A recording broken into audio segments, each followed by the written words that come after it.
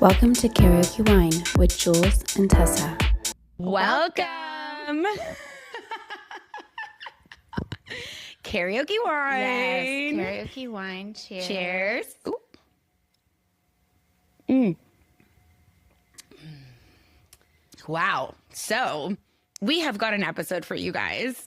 Yes. Think a long time coming. We've kind of wanted, well, I guess we did touch on it a little bit from the clip.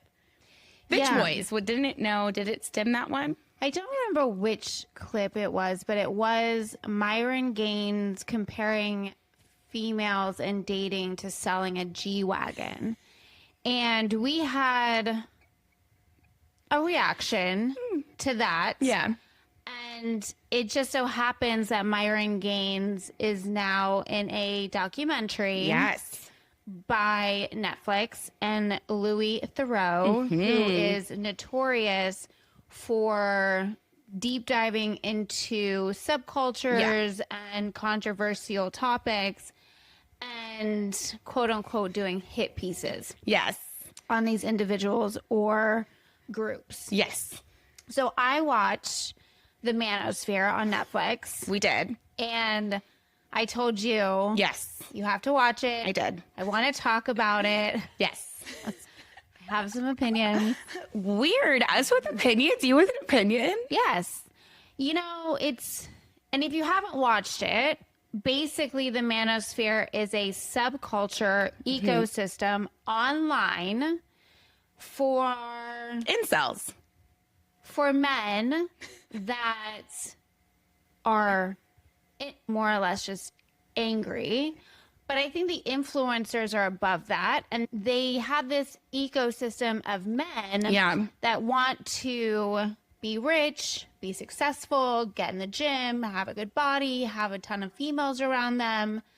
The man's world, right? But in a very unhealthy, toxic masculinity is essentially what this documentary was based on. And it's not, and it's so interesting too, because I think I sent you a clip of another woman who's like, they're so close. They're so close to speaking the truth. And then at the end they go, and it's because of women. She's like, no. You were this close. You were almost there. Yes. Almost there. So I want to hear your thoughts. Okay.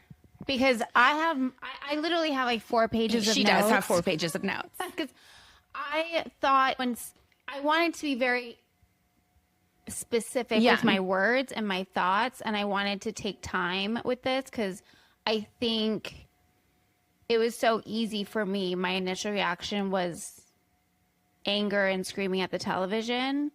But that's not what I want to do today. Yeah.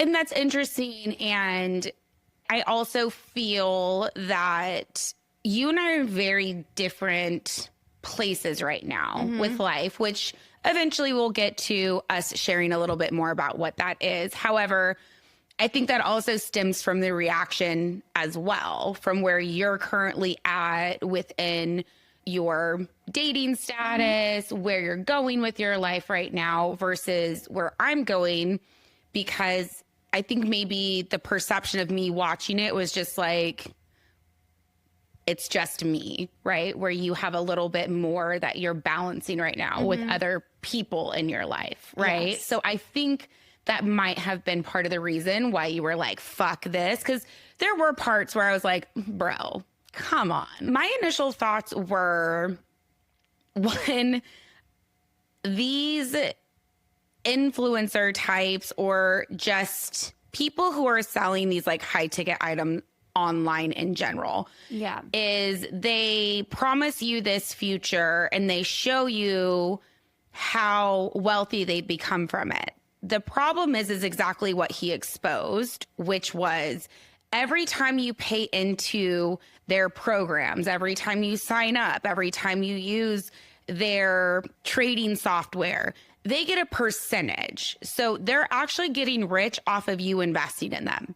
It's not them actually taking that money and investing it and showing you like, I can do it, you can do it. No, you can do it if you get millions of people to basically pay into you. It's coaching. And yes, of course, people can eventually become wealthy from that. But that's how they're making all this money. And you see it time and time again.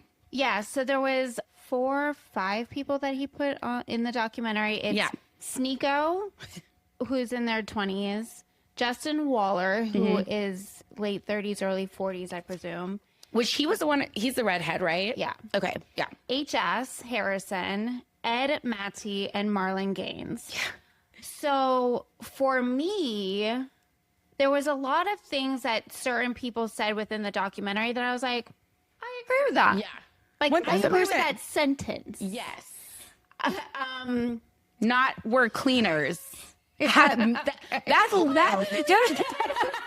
I'm like, oh, that comment was that this is my cleaner. This is my dishwasher. Yes. This is my housekeeper, sir. I didn't recognize what I thought. I was like, what's really? I treat my housekeeper, if I had a housekeeper, with more respect. Okay, but what's interesting, just on a side note, I was like, oh my God, I would do the same thing. I'd hire a really hot housekeeper if I had that much money. I didn't realize. You wouldn't date them. But I didn't realize originally that's what he was referring, that she was also his girlfriend. Because I was like, I'd have a half naked man doing my dishes too. And I was like, oh wait, that's his girlfriend. Yes. So then I took a step back. I was like, oh no, that's you didn't. Yeah. And it's sad because I feel sorry for the women, but they also have choices in their life and they're adults. Yeah.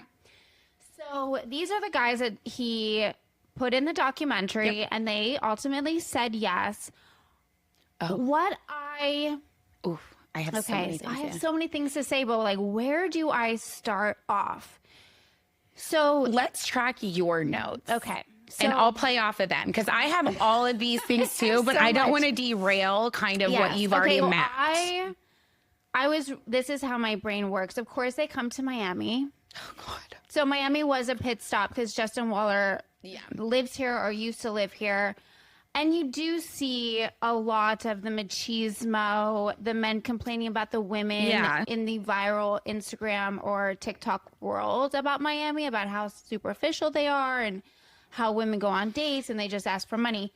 Mind you, these men in this ecosystem, their God is greed and is money. Yeah. So you have to lead with that because that's what you're portraying. That's your holy grail of success is money and how many women you can have in your hemisphere. Well, it's funny too, because I think in the very beginning of the documentary, I don't remember which, it had to have been Justin because we were in Miami and he was speaking to how, well, yeah, I get to dictate like your life if you're coming on my boat and you're going in my car and you're doing all of these things.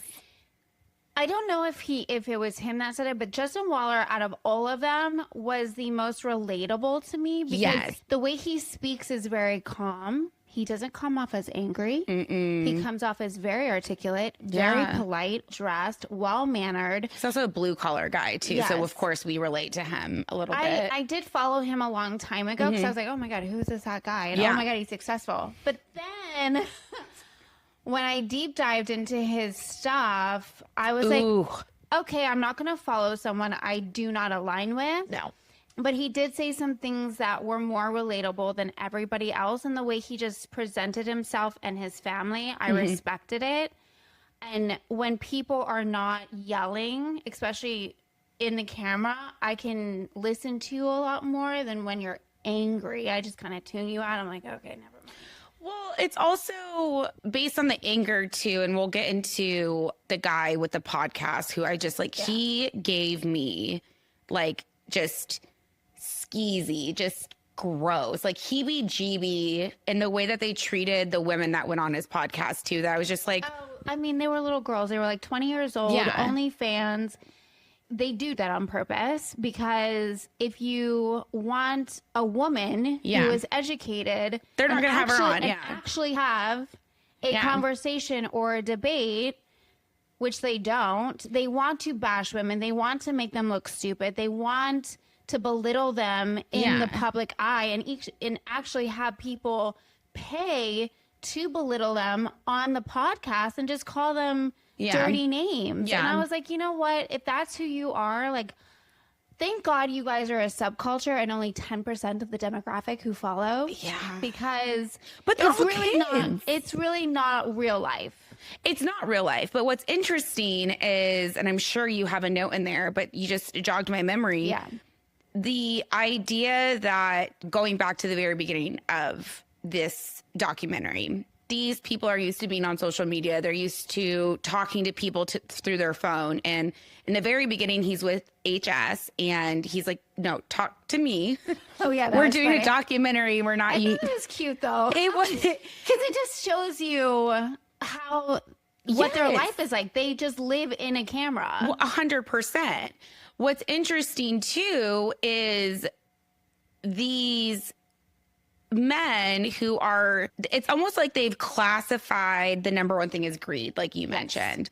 However, it doesn't matter how they get wealthy. And in my mind, this is like modern day sex trafficking and pimping from a certain perspective. Like, obviously, the people that they showed on the documentary, these women or even men in general, honestly, that are participating in OnlyFans, which we have zero judgment. Like, let your freak flag fly, 100%. And RIP to the OnlyFans creator and owner that just passed away. Yeah, my gosh. Yeah.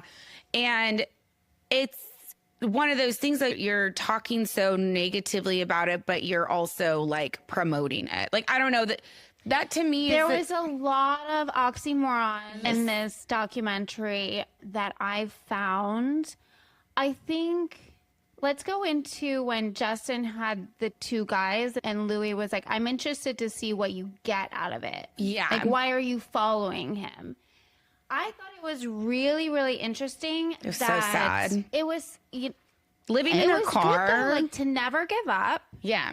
To think that men are not born with value and you need to create value for other men. Mm-hmm. I do agree with that sentiment. Like, when Justin was like, listen, if you're a beautiful female, you'll get invited on trips and you'll be on this yacht. Oh, that's what and he was saying. Yes. Oh, he wasn't saying, come on. Okay. See it. And I was like, you know what? It's true. It's so true. Yeah. It's true. It's true. So I agree with that Yeah. statement. Don't wait to have someone fix your life, fix your own life. And 100%. So, like, all of these things that they Yeah. got from Justin specifically, I'm not talking about anybody else.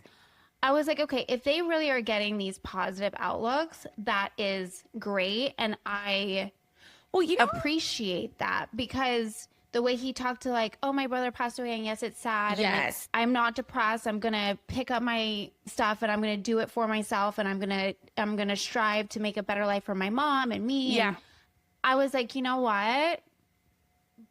Buy that monthly $49.99. If that's what you're getting from it, 100%. I approve. Agreed. And trust me, I've invested in things as well. I'm like, okay, cool. Like, it made sense for me at the time. Yeah. What's interesting about those things, the statements you just read, is if you guys have caught up on our season, Jamal lives his life that way. And it's not because of how he grew up necessarily. It's because of what he has had to overcome in his adult life. Because he had a very supportive upbringing, where Justin and all of these guys actually is showing Came from broken homes. Yes. Yes. What's interesting too, and I guess we'll get a little bit deeper into the broken homes, when the girlfriends or wives or mom were in the camera, there was a different shift. Yes, there was a huge shift in this machismo attitude. All of a sudden, even Justin, when they're in that house and he's sitting there and she's like, no, this is also my choice. And to be fair, I know a ton of people who live that lifestyle, right? That have the open marriage. I just have never seen the one-sided monogamy before. Well, that's a lie. One of my friends from a long time ago, this is something they practice in their marriage. And I happen to adore that person. So I didn't really get the ick when Justin was talking about it, but I got the ick when the rest of them were, because they were belittling. Justin was more I like, think Justin, out of all of them, needs to be set on the outside. Yeah. He's like an outlier. And then because he's everybody else is married, different. he has the kids, he invites the people in with his wife. And when he's out, she knows where he is. You know what I mean? Yeah, I think with everyone not wanting the girlfriends to speak, I think it was nervous energy of what they might say. Yeah. Justin came off as saying, no, I want to protect my family. And then I think that when he spoke to his wife, and I'm not putting words into anybody's mouth, I think what happened was that he was like, they were asking me these questions. Yeah. And she was like, you know what? I want to speak for myself. And Yeah. he didn't allow her, but gave her the platform. This is your life too. And if you really want to speak about it, great. And I think obviously they made sure they were on the same page. But she's the only woman who who I felt came across authentic about their setup. And confident. Yes. And she was like, but listen, I have 2 kids and I know what I'm in for and I love him and this works for us. And I respect, listen, I don't care what kind of marriage you have or kind of relationship, as long as it's consensual and people are doing it the right way and healthy and open communication, like all for it. I didn't get them from anybody else's relationship. No. And his wife even said, I have been through the ringer in relationships. Yeah. The fact that he's been upfront and honest with me, that's all I've asked for. Yeah. Whatever it may be that he has to be upfront and honest about, I'm going to support because he is honest with me. Now, who knows the inner workings of their relationship? I'm sure, obviously, honestly, yes. None of our business. None of our business. What is our business, though, is these men portraying a lifestyle that they do have. Yeah. But they're portraying of this is how I got it. And I don't think it's truthful of saying this is how I got it by bashing women, by a platform that takes rage bait and clicks. And when they beat the guy up. Yeah. When Louis Theroux asked HS, have you ever just thought about being a nice person? Yeah. And his answer was, no, not really.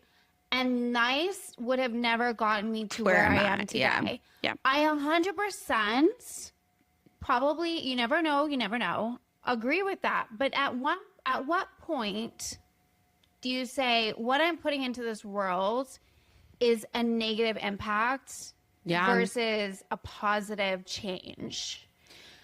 And I just don't see it with not only 4 out of 5 of these men. Yeah, and the fact that he totaled a car and was on the run and he's trying to teach people how to be men. That is the most cowardly shit. Dude, that is cowardly if I've ever seen it. I was like running away shit. But his mom supported him too. She was like, you can't bring that up. If you're saying your mom would beat the shit out of you, I remember one time when I was 4 or 5 years old and I took a gummy worm. Remember in the grocery stores how they used to have the candy that you could like access, like that you'd put in bags? I one time, okay, maybe we did it a few times. I got caught one time, I should say. Mom, I love you. And I took some of the candy and I was eating it. And my mom marched my ass up to the store manager and was like, she just ate your candy. You need to call the police. Yes, my mom was a little bit aggressive. I did, at that time in my life, have handcuffs on me a couple of times. Is that where it all started? Oh my gosh. Yeah, you laugh, but I'm dead serious. Like, my mom and my parents are so firm in you get to make choices. Mm-hmm. You also have to absorb the consequences. They have never been the get out of jail free card. Yeah. It has always been, you'll sit overnight. We'll be there in the morning. We don't need to talk about it. That's been my parents our whole lives. But it's just so interesting to me that even his mom got on Louis about asking about ditching the car accident. He was on the run for a year and just completely supported him. And we see all these parents of like TikTok children and YouTuber children, and they're doing things that a normal parent probably wouldn't do is because the paycheck is so fucking high. Yeah, that's true. So there is a price to morality. Yeah. What's interesting though, since we're talking about more about the social media aspect, the followers, right? Every single one of them had their followers like all of a sudden be in the Pop up. Yeah, pop up. And outside of Justin, that's all ego, you know that. Well, 100%. And like of course they planned it, but even Louis was like, did they like? How did they know shoot times? Yes, come on. Obviously, they're like, oh, they just showed up. But outside of the two young men that followed Justin, Matthew and Chris, yes, yeah, they were all below the age of 18. It's funny that you point that out because I have demographics. Yes. So tell me more about this because I thought it was more or less it's 13 to 25. There are certain men that are in the 30s ranges, but there's a difference between the 13 to 25 are the lost in dating guys, lost in career or have never had a career, lower to mid-income, early stage professionals, and some college, some not. Like, it really depends. Once you get in, and those are like the diehards. Yeah.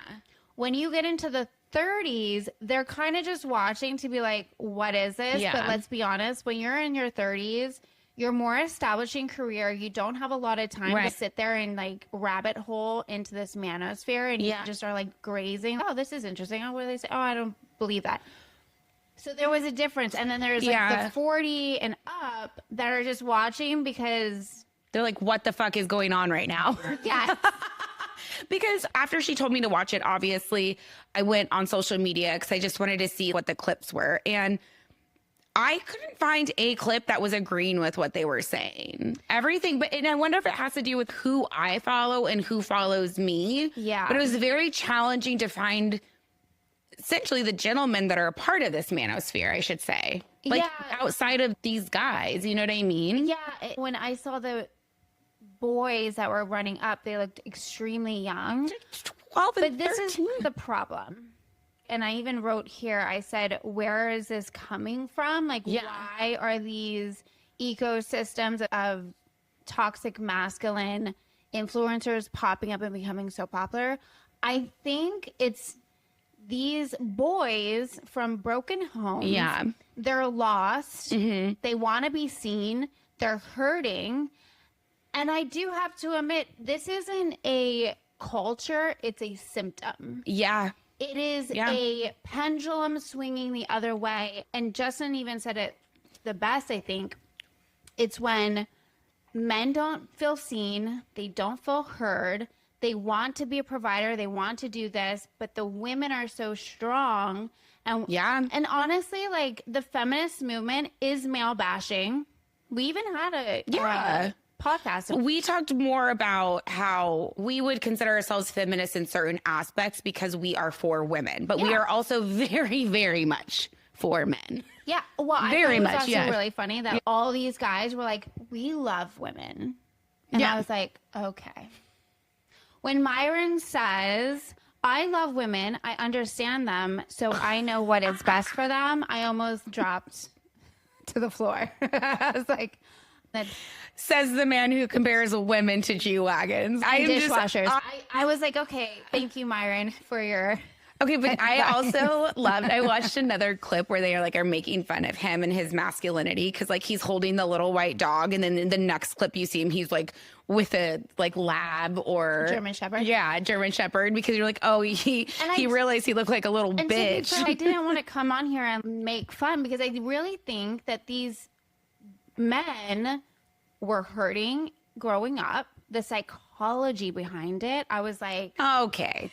So here's where I'm going to step in and say we all fucking hurt at some point in our life. They're grown-ass men. Yeah. I care about the people, the boys that are following them now. 100%. And that's part of this whole like nonsensical situation that was happening on this pod. Like names, what did he say? Name 9 countries or 7 countries or something like so that. Bad for that girl when she said Barcelona. I was like, oh no. Come on. To be honest with you, I don't know if I could name 7 countries right now. Name all the stands. What are you talking about?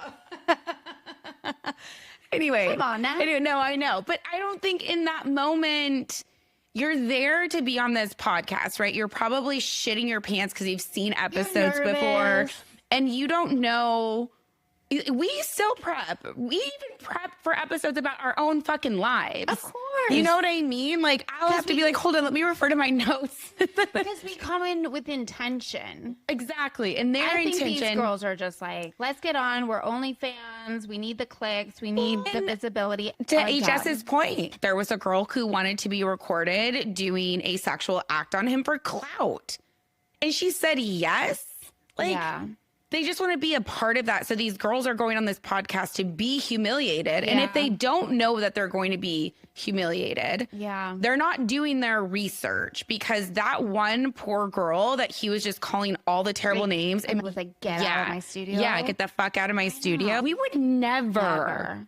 Well, we'd probably be like, I think we're going to take a pause. Yeah, I think that's part of the appeal, though. if that is your base, and if you think it's okay to talk to people like that, it wasn't even, that's another human. Yeah. You're just garbage. In my book, you're not even worth it to me. I feel sorry for you. I actually feel sorry for you. Yeah. But they even said when Louis tried to talk to the person who books the girls, and she got in trouble. Essentially, you can see her face, but she has a job to do. Yeah, exactly. This is, again, and to your point. Nothing to hide, and you want to be on this documentary, have all your people talk to them. What are you hiding? So, yes, for these young boys that are feeling that they're on this own island, of course, they're going to gravitate towards this type of messaging, because they're the guys that get to say, it's like that new show on Hulu, The Beauty. Oh, yeah. The guy in the very beginning before he takes the potion. And then he just wants to be, bottom line. Just want to be seen. Just want to be seen. But these grown-ass adults. No, fuck them. Okay, go to fucking therapy. For real. Jesus. My God. Listen, if anyone could sit here. Wait, could you imagine? I think this is what the thing is. And I'm not talking about Justin. Justin's. Yeah, he's an isolated. I really think that he respects women and respects his wife. He's so open. And he has daughters. And classy about it, too. I don't want to say class. And hey, that's a lifestyle. They live a lifestyle, and they promote the lifestyle in a healthy way. It's like polyamory. Yeah. It really is, except it's one-sided monogamy. If she's okay with it. Yeah. I did find a clip of Justin when he was talking out loud, and one of the guys, Sneako, I think it was Sneako, in the same video, and Sneako was like, I just want a girl that speaks English too, because I want to have a conversation with them. Super cute. But then Justin was like, who the fuck cares if they speak English? You're not there to talk to them. You're there to fuck. Yeah. And I was like, all right, come on. Like, I get it. Like, you probably didn't know that you were being recorded, and guys have locker room talk. It's all over the internet now. And I was like, okay. Like, I mean, that's guys. We're not going to talk about what's all over the internet, because I want it to be our ending point. But that group of guys is on the internet for a different type of situation. And I cannot wait to just be like, fuck y'all at the end of this. Yes. Yeah. So another thing that I want to point out, Justin was looking around Aventura. And Aventura is a beautiful city. I lived there for 13 years. I love Aventura. It's where our temple is. Yeah. And he said that women have not invented anything. Well, sir, sir. What about the Wi-Fi? Women create life. And Bitch, even though we create do not you. like your mom, she created you and she birthed you. And I was like, wow, sir. But it's just so funny. We also because created, like, we as in women created, like, but listen, things for NASA that went to space and GPS and everything that we use on a daily fucking basis, we created. But he also said, I don't mind women being architects and building and doing all the things if that is what you do. Do you know the most in Chicago? Now I can't even think of the name of the building. There is a building that was one of the first women architects, and it looks like a wave that's cool. going up. And she has been recognized for it all over. Yeah. And it's one of those things that women are not really given the opportunity to do a lot of what men have done. Now is different, I would agree. The demographic that Justin essentially is speaking to is probably more our age group, where millennials or elder millennials really pushed that envelope forward with women. Yeah. And we are the ones that are more single than anyone else at this point as well, because we are in successful positions because of that dynamic that used to be. So you're seeing more and more of it now. For him to say that, the younger Sneako HS wasn't saying that because they know what they can go against people is really for the OnlyFans, is honestly both of them. If you think about it, HS was totally just ripping on OnlyFans. But and then he's surrounded by them at the same time. Exactly. And then Sneako converted and is like, see that girl in the short shorts? That is the toxic masculinity, I think, that is starting to like infiltrate these young boys. And from Justin's point, he's just ignorant. That was just an ignorant comment. It was a stupid thing to say. Yeah, it was so ignorant because it's like, nah. But here's the thing. That is what used to be able to be said. Yeah. Women didn't do anything. Yeah. Now that we do so much, they're again flipping the script in toxic masculinity and going after sexual behavior. Yeah. And what women are wearing and what they're doing with their bodies. They can't say that in the younger generation because look at what we're doing. Well, I think it's crazy to me, and this is where the oxymoron comes in. It's you want the traditional gender roles, yet you surround yourselves with OnlyFans, aka sometimes pornography. Yeah. Professionals, porno, whatever they're called. But you're using the one thing that you hate the most to sell. If you really wanted traditional gender roles, like that's beautiful. If it works for you. If it works for you. 100%. Like think of it. If you are a woman of a certain class, you are not going to be okay. Of course not. With that but that's being. What I'm saying. Yeah. Lower income, less educated is their fundamental demographic. Yeah. It is not the people already making the money. Yeah. I watch it because from my perspective, I have nephews. If I have a son, I want to know who's out there and what they are watching on Instagram or TikTok, because if for shits and giggles, my nephew comes to me and says, oh my God, I love Andrew Tate and I love Sneako. If I didn't know who they were, I'd be like, okay, whatever.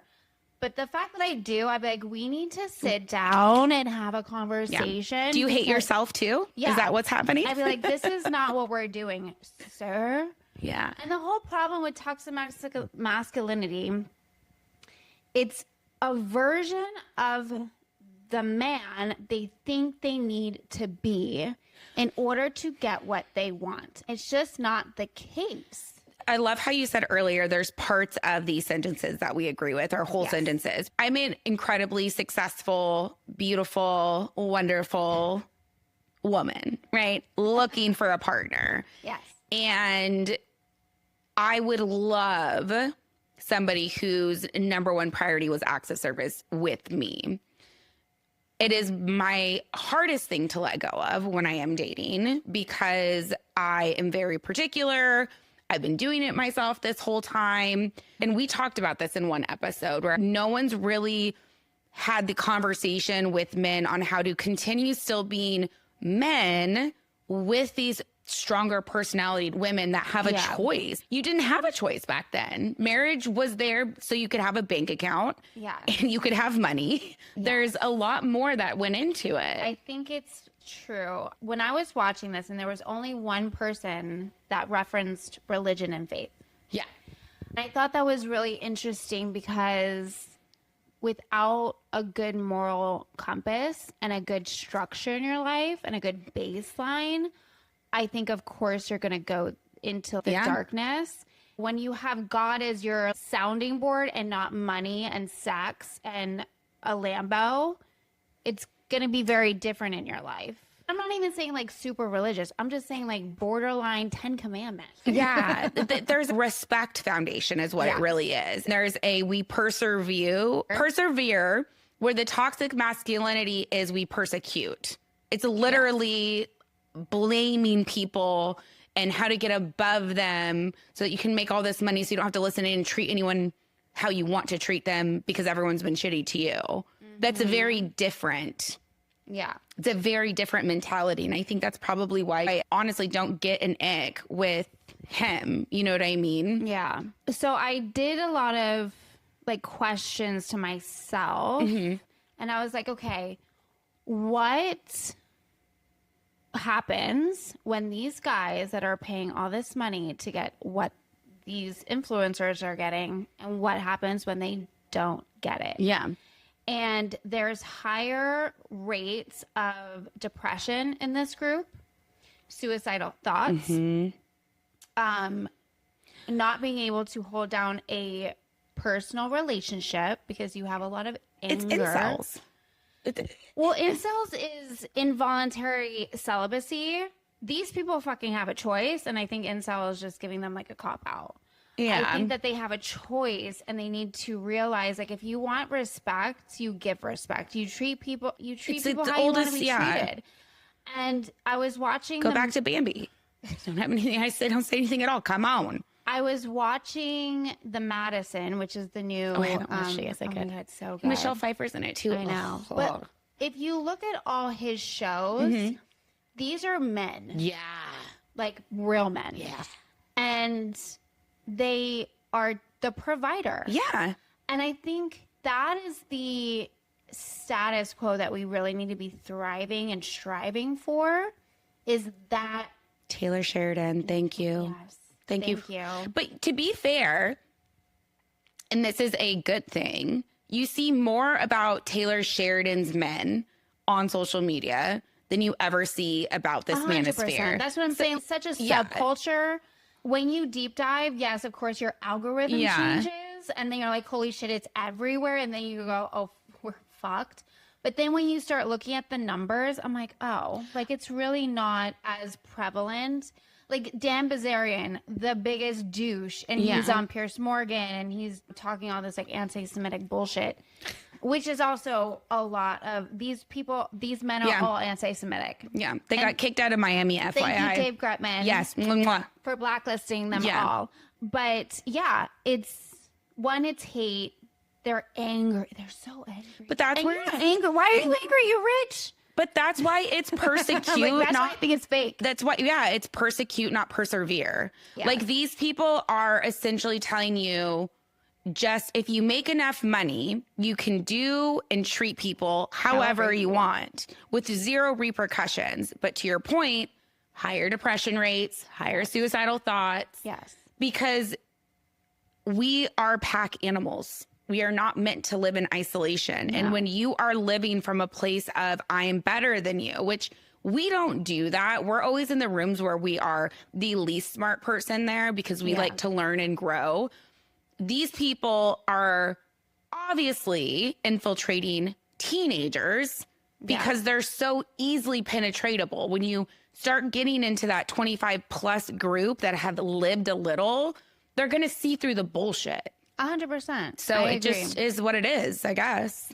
So I want to round it out going like, obviously we need to be aware of these subcultures, of what they're spewing.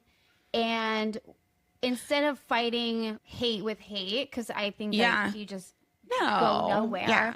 They're just boneheads, honestly. It honestly starts with us. Yeah. We give life. And if I have a son, my son's going to be seen, heard. He's going to have emotional regulation. He's going to be able to be a man with respect. Well, and I think, oh my God, Chad, that 21-year-old, I sent you the clip. He's Australian. Oh, yes. Yes. Super We're cute. We're going to play it. Yeah. But he basically says, if you act this way, if you act toxic, you're not masculine. But he breaks it down in this is the most ridiculous thing I've ever seen. Yeah. And you can see the demeanor in people who come from that place. Yes. And I don't want to put down the demographic. It's unfortunate. Now, Chris and Matthew that followed Justin, and they had a lot of things to say. And I was, you heard it 30 minutes ago. I was very impressed with like their outlook on life. They didn't come off as like woman haters. No. They became... Again, his was a lifestyle that he was speaking about. The other participants in this documentary were speaking from a place of they're beneath me. He was not. And he even said, when I sit across from a woman that I'm on a date with, I pull out my wife and show how hot she is. They just all have childhood trauma and they need a therapist. Or maybe like a cold plunge of ayahuasca. Like, fuck, dude, I don't know. No, but something. Break into that mind. Like, MDMA. They all need a therapist. Yeah. They all need to be seen. Even H.S. Harrison talked about his childhood trauma. And he's like, it's unconscious. It's not, well, no shit. But I was like, fix it. Talk about it. Do the work.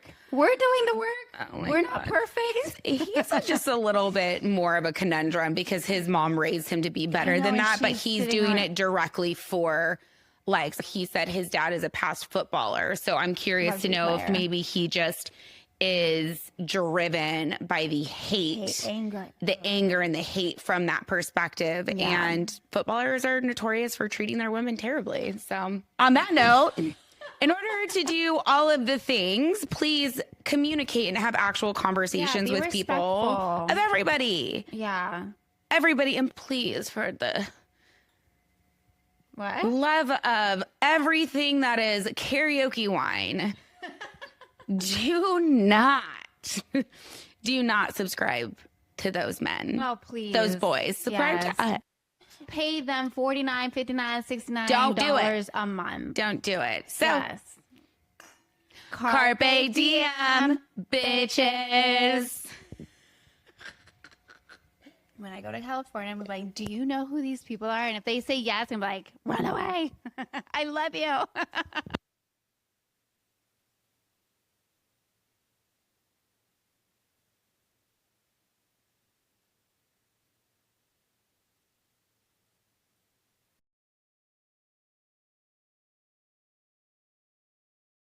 The language barrier is too weird. I want someone who speaks American English. You talk to girls? Yeah, what are you gonna have a conversation? We're talking about babies. Oh, Sneako wants to have a conversation. You don't talk to him. You don't talk to him, bro. You don't talk to him. You don't talk to him. That's a waste of time. We have got to stop using the phrase toxic masculinity, because if it's toxic, it isn't masculine.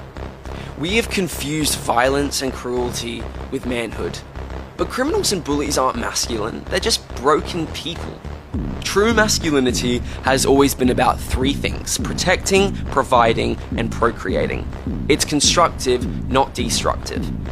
Evolutionary scientists and history show us that strength, the instinct to initiate, and the drive to protect are advantages. They're resources for the community. So when we start to label those natural instincts as a threat, we don't make men better, we're just making them confused. Being a strong man isn't the problem. It's being a bad man. And we need to start learning the difference.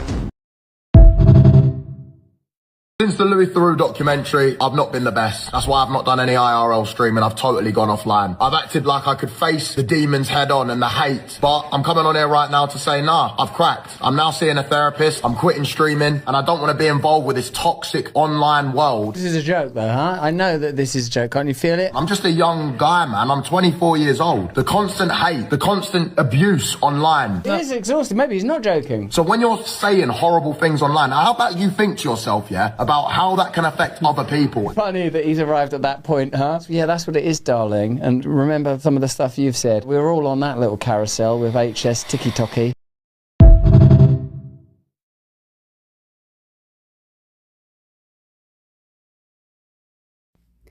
Thank you for watching this episode of Karaoke Wine. Please like and subscribe.